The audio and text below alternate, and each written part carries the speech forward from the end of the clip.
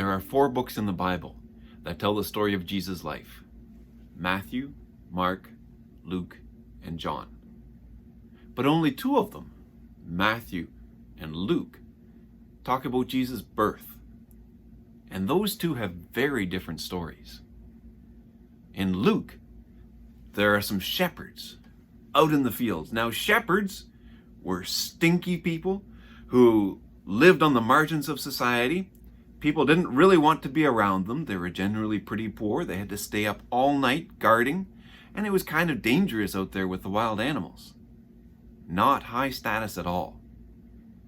And they're the first people who come to see the baby Jesus. Jesus comes first to people who are on the margins.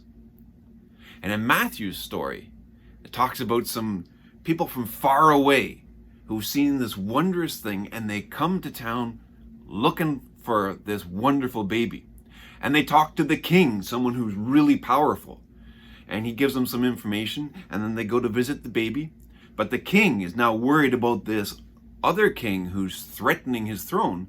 And so the people from far away leave through a different way. So it sets up a clash between power and power. So we've got a story about power, and we've got a story about people on the margins. 2 very different stories. And yet both stories are about taking society and turning it on its head and saying we need to make some changes.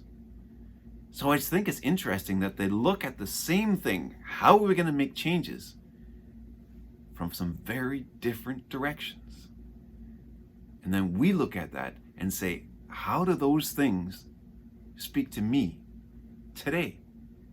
Those different stories, how do I fit them together in my life?